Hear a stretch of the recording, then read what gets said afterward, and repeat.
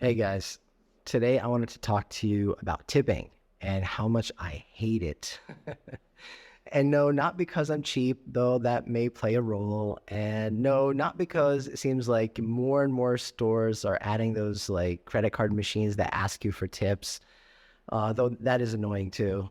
And no, not because of the manipulation I feel as they play on my guilt, though they're doing a pretty good job there. And no, not because I believe we should follow a more European model where we pay our workers a more livable wage and charge us a fair and predictable amount. It's something a little crazier.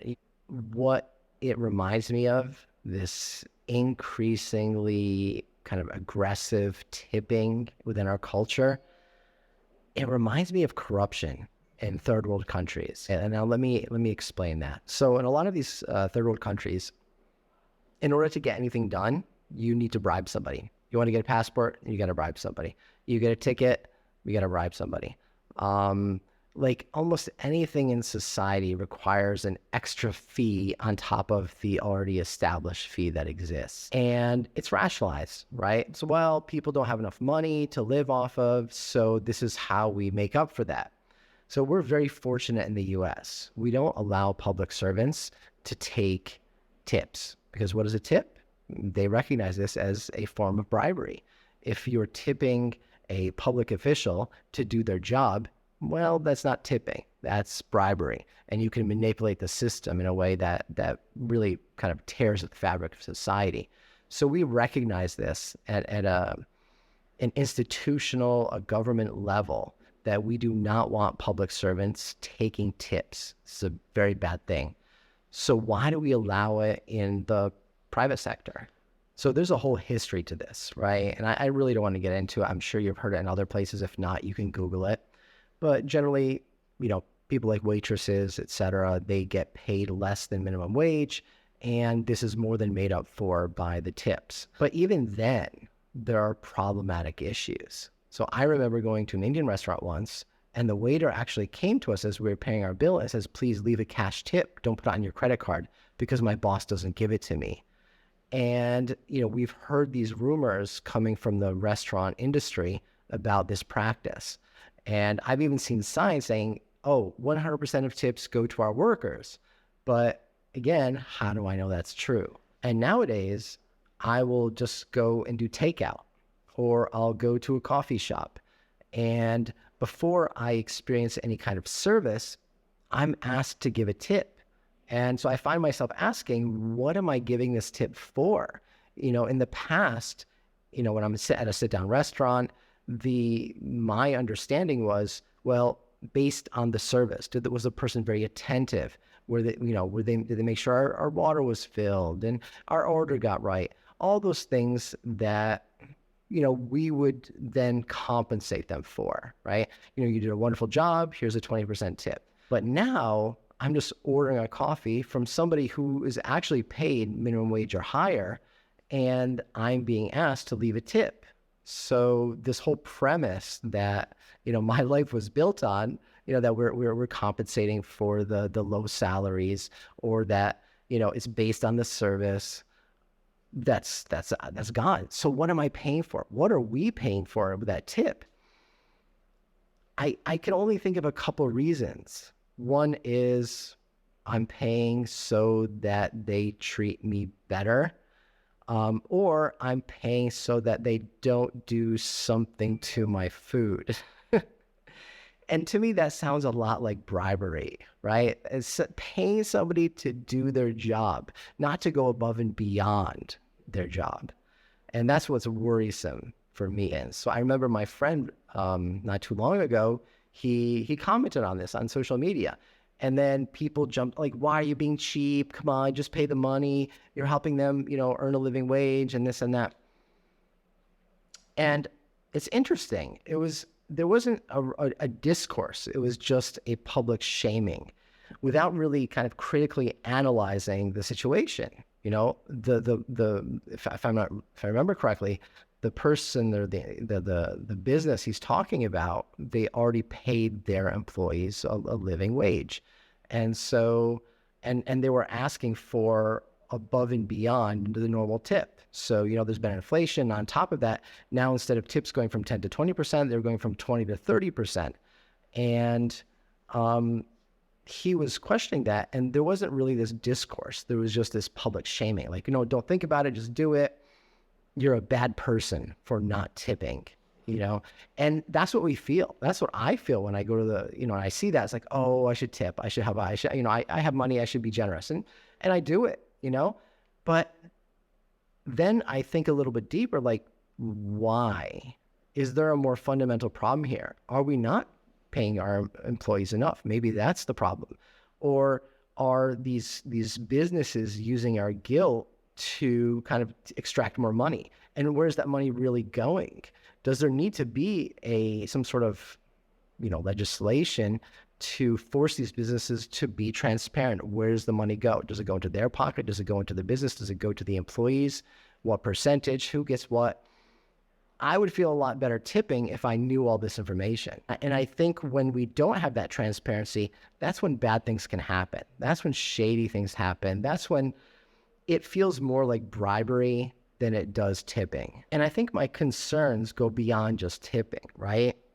In society, we're getting used to this idea of people acting in their own self-interest, acting in very corrupt ways. So we're getting used to politicians just telling us what we want to hear so that they can attract our vote, so that they can attract donations. Or the media, for-profit media. Growing up, most, if not all, of the news that I watched on television was publicly subsidized, right? It was government subsidized. It was something that these TV stations were required to provide as a public service. Then CNN decided, okay, let's make this for-profit, 24-hour news network. We'll generate ad revenue, and that's how we're going to pay for this. News is going to become entertainment. And, people voiced their concerns back then, but I think now we're finally starting to see the harms of this, where, they're producing a content and attracting a group of people that want to hear a certain voice, a certain opinion. And that is what's, again, dangerous, right?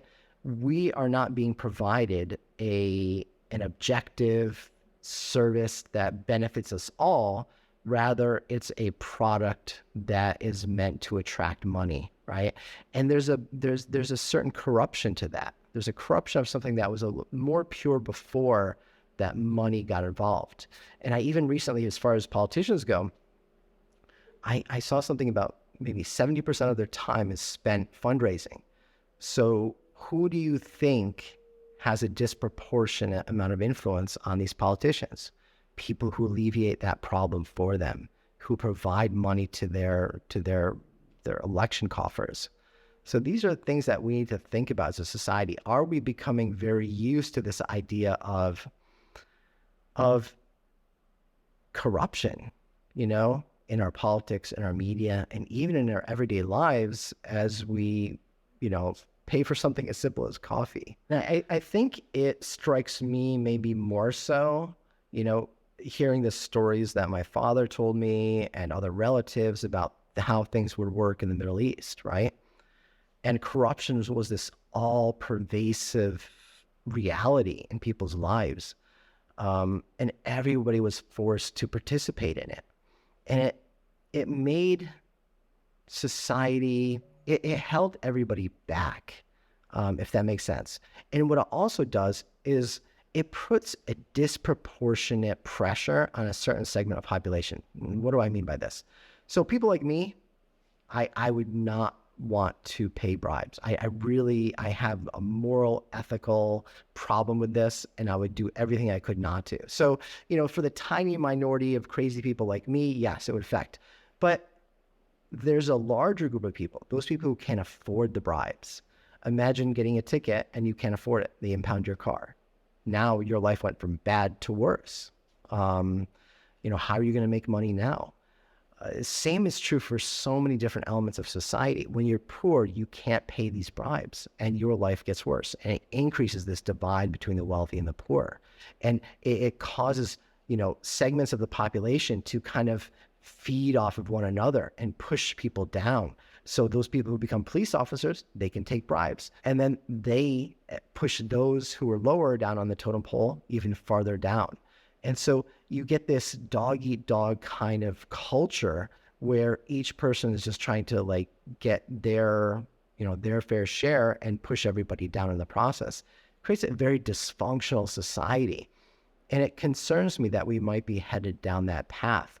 And we're all too happy to just kind of shame each other in the process and down this really horrible, road we're going down. It's not just an economic justice issue, right? It goes beyond that. When we were visiting Hong Kong, my wife and I spoke to some friends there, and the husband is a physician, and I was asking him, I was like, oh, so you must have a lot more opportunities now that you're part of China. I'm sure some people are going to mainland China and working and finding opportunities there. And he told me no. I'm like, why is that? He explained that there's a big culture difference. I'm like, culture difference? What do you mean? I'm like, you're all Chinese. You speak the same language. Well, not the same language, but you understand each other. It's not that big of a jump to learn the Mandarin language. What's the culture difference you're talking about?